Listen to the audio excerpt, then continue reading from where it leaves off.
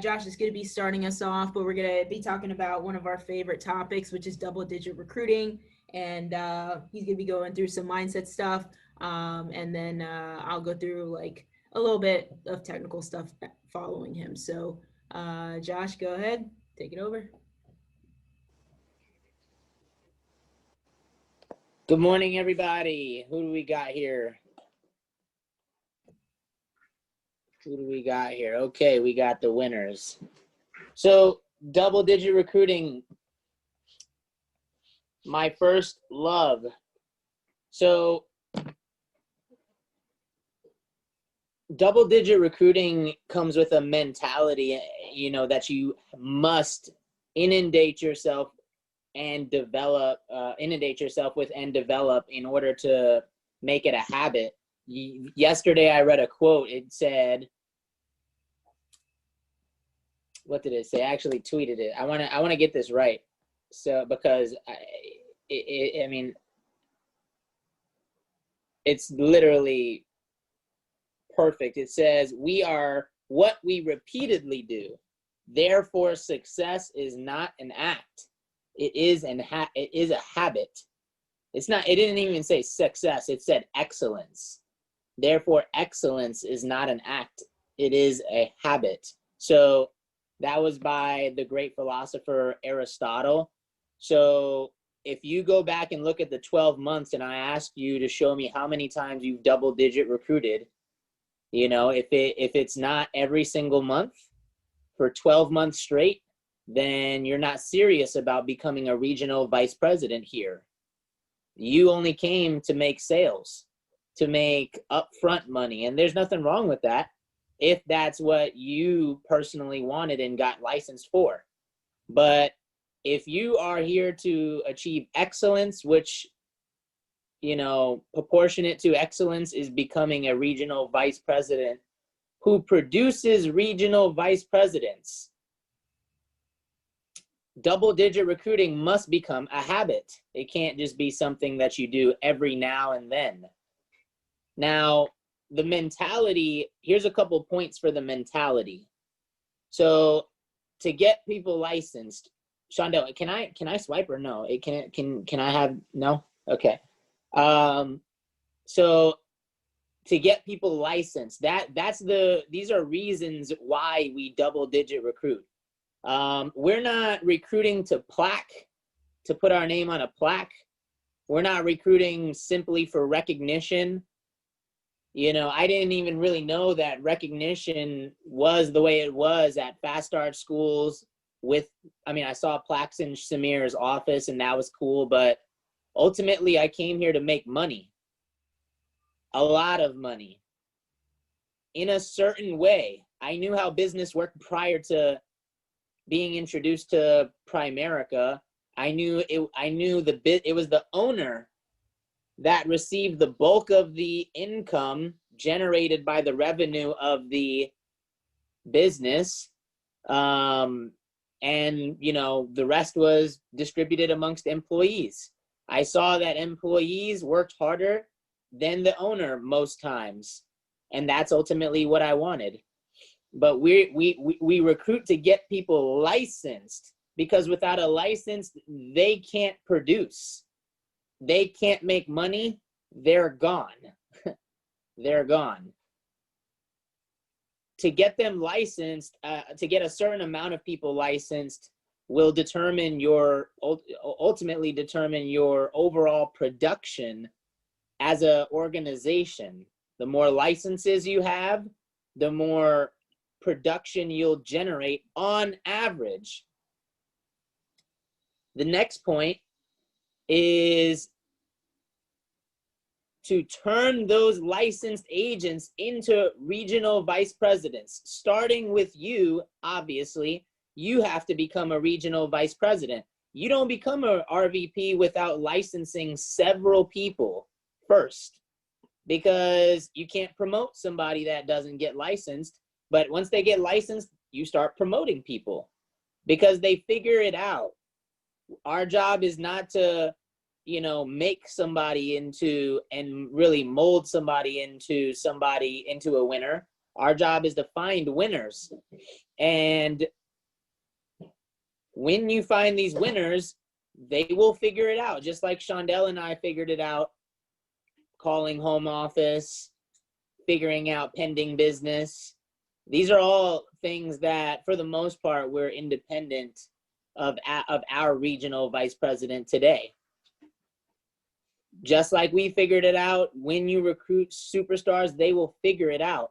But it's not just to promote them to district leader and division leader. Your job is to become a regional vice president who produces regional vice presidents. Earlier this morning, I saw something on Instagram that blew my mind, and it made a lot of sense, though. It actually, in my mind, made things achievable. This guy practically, went from 200, maybe $250,000 to $1 million a year in 5 years. Miguel Illich today clicked over 2,000 licensed agents shortly after clicking over $1 million a year. So I said, if somebody is going to, if I wanted to make $1 million in 5 years, apparently the most effective and efficient way to get there in 5 years is to license 2,000 people. But are you going to license 2,000 people all by yourself? No, I have an example for that a little later on. But these people that you license through double-digit recruiting will turn into promoted leaders that turn into regional vice presidents. That's the mentality. And the next point, passive income is what comes from creating that. Passive income comes from creating that. You're not trying to create promoted leaders so that you can get promoted to regional vice president with 110% contract so that you can earn more money on a sale. That's not why you're building and creating in double-digit recruiting. When you get a 70, a 80, 110% contract, you got to think, how can I turn this income into more passive income, not active income, right? You're not becoming a regional vice president just to increase the spread on your agents, which will basically, it's like saying, man, if I become an RVP, I'll increase my overrides. I was thinking, and this is not even me talking, I was listening to a lot of Bill Arender over the last week because I feel my recruiting has dropped and is not up to par where it should be. And I said, who can I listen to that really will, like a military sergeant, get me back in shape? Billy Bill is the man, $1.4 million earner in Texas. And that's who I'm getting a lot of this from. But, he goes, a lot of people go regional vice president simply because they say, well, Shondell's a regional leader on a 70% contract. And when, Morgan writes a sale, she gets 10% of it. Man, if Shondell was a regional vice president, she would get 40% of it minimum. That's 30% more per sale, $300 more per average sale. But that's not a sustainable system. People are not going to write sales indefinitely. They will burn out. I guarantee it.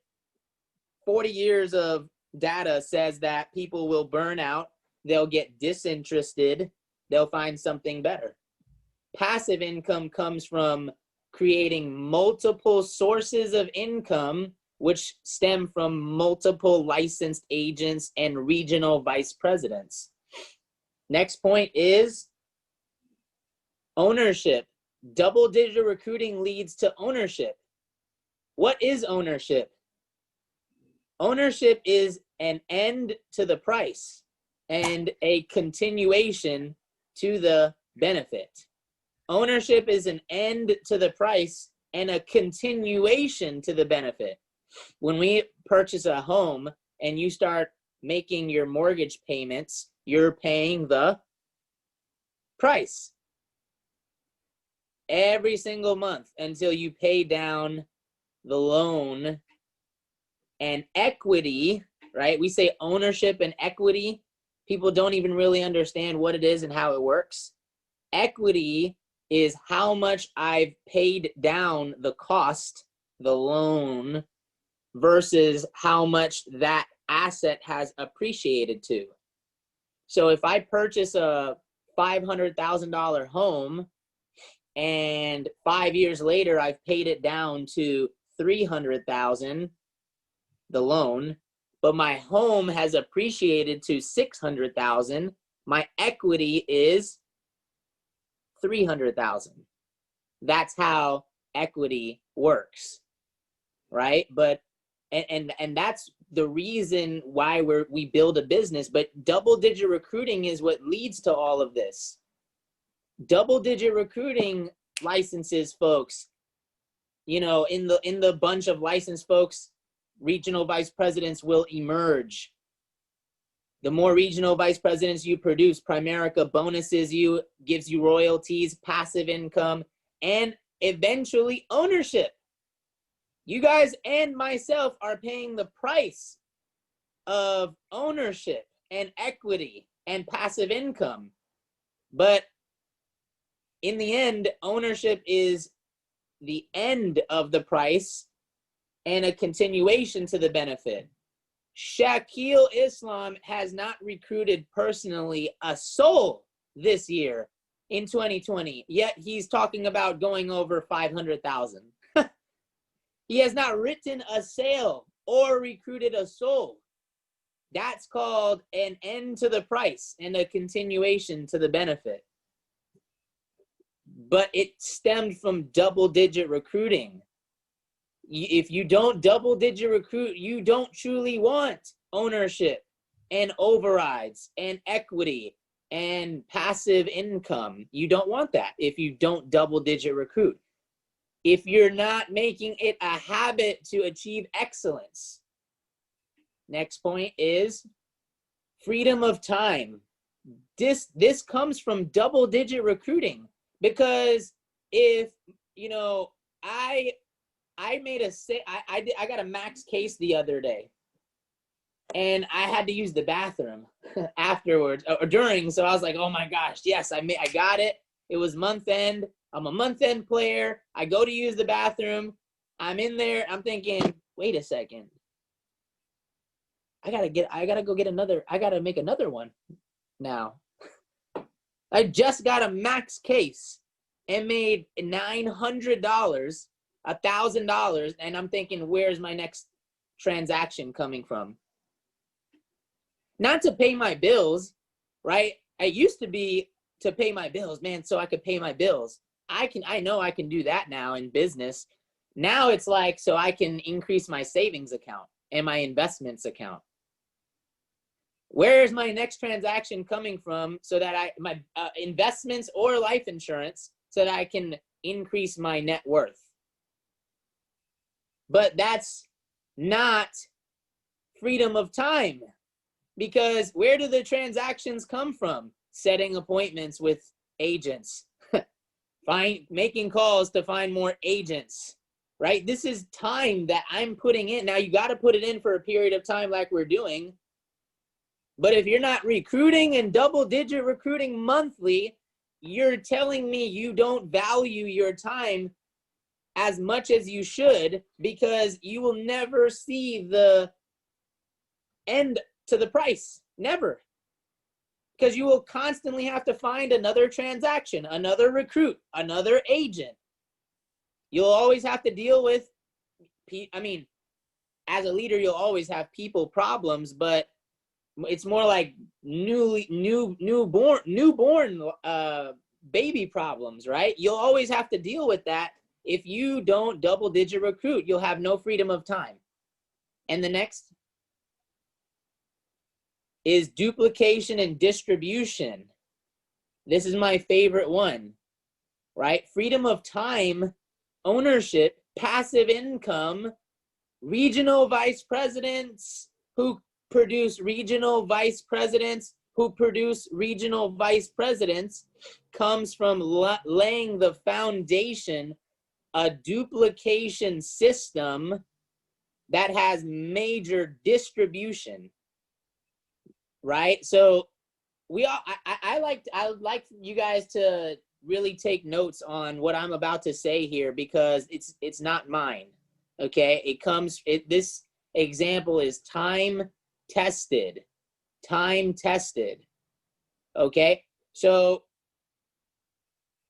I want you to imagine, this is another way to normalize recruiting.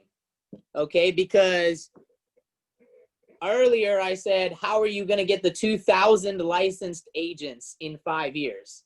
Is Morgan going to directly find 2,000 people? No, it's never worked that way in the history of time. What's going to happen is going to be explained through this example. And this example, we need to use this example a lot more often when speaking to new recruits. You know, when somebody, actually, I'll bring it up, but,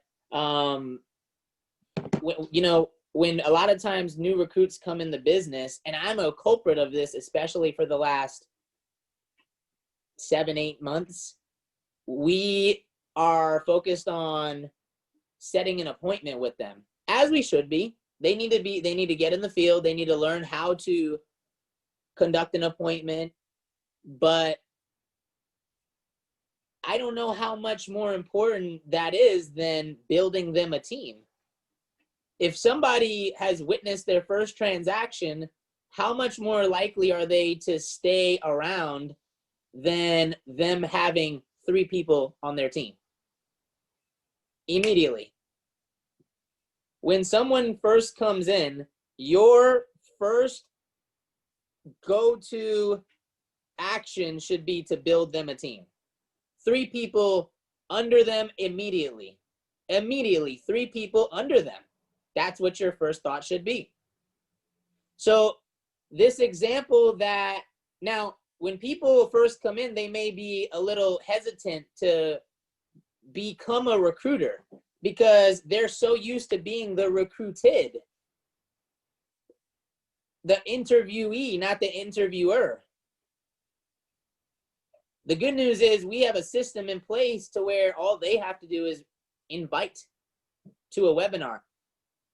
But even still, they may have a little, hesitation in becoming a recruiter because it's different. It's abnormal. How do you normalize recruiting? Through the Coca-Cola example. So here we go. I sit down with Morgan, and the situation is that there's no Coke machines in the entire state of Virginia, anywhere. No vending machines, no Coca-Cola vending machines. Not in gyms, not in hospitals, not in Walgreens, not in schools, not in offices, nowhere. And I'm the vice president of Coca-Cola, and I come directly to you and I say, Morgan, we have a challenge in Virginia. We want to take over the state. I will pay you, Morgan, $100 a month per machine that you get out there and propped up. Okay, what did it say there? I will pay you $100 per machine every month for each one you get out there. It didn't say you must be the one to do it. Coca-Cola doesn't care who props up the machines. All it cares about is that what? The machines get propped up. So your job would not be to prop one machine up, sit there and say, hey, Lelix, would you like a Coke? How about you, Shondell? Would you like a Coke? How about you, Hoel? How about you? Mike, how about you, Tiffany? Dante, anybody want a Coke? Anybody want a Coke? All day long. That's not your job. The machine is propped up there for convenience and accessibility. And the more you put out, machine number one, $100 for Morgan. Machine number two, $100 for Morgan. Machine number 10, $1,000 a month for Morgan, right? The more you put out, by default, the more you sell. Because people are in it for convenience and accessibility. Why does McDonald's sell the most hamburgers in the world? It's not because they have a superior product. It's because they have locations. Every single licensed agent you put out there is the equivalent of a Coke machine. And if you're trying to get more out of that one particular Coke machine, you're losing. You're not obtaining freedom of time. You're not obtaining the end to the cost and the continuation of the benefit. Now, here's the crazy part. The vice president, when he sat down with you, he mentioned to you that in Virginia, to take over the soda industry, we need to prop up 100,000 vending machines. And you were just excited that you were going to get paid $100 per machine you prop up. But it occurred to you, once you propped up, after a week passes by, you meet with the vice president and he asked you, Morgan, how many have you propped up so far? You tell him, oh, I'm doing real good. It's been a week. I've propped up 5. Right? So because you're now making what? $500 a month. And that's good to you. But to the vice president of Coca-Cola, who understands distribution and taking over and expansion, he goes, oh my gosh, at this point, 100,000, I mean, she's putting out 5 a month. 5 times 12 is 60. 100,000 divided by 60, it's going to take her 1,600 months. We don't have that kind of time. They're going to pass us by. So Morgan has to think, how in the world can I get out more locations or vending machines faster? Only one way to do it. I have to go and recruit some people and tell them, hey, I'll give you $30 per location that you help me put out. Morgan sits at the dinner table with a family member and says, hey, I got this little deal going with the vice president of Coca-Cola. I just haven't told anybody much about it because secretly you just don't want to share the $100, right? You're selfish in your mentality, and your selfishness in mentality, meaning your sales mentality, not your recruiting mentality, limits you with your 24 hours, right? And you finally mention it to someone at the dinner table, your cousin. You say, cousin, I got this deal going, and they pay me for putting Coke machines out there. And instead of me doing it, I will pay you $30 part-time. You don't even got to quit your job. See, I'm full-time. I'm a full-time Coke distributor putting Coke machines out there. And you don't even got to quit your job. I just need help. I'll pay you $30 for every Coke machine you help me put out there. Now Morgan's putting out twice as many machines at twice the speed with help, and she overrides the difference, which is $70 a month. That her cousin gets $30 a month. Morgan gets $70 a month in overrides. Right? Now you can get someone else now here's the kicker. What if that person decides to come full time and starts and you kind of make the contract a little different, and the person says, I want $50 a Coke machine now instead of 30. Now Morgan's overriding $50 per machine.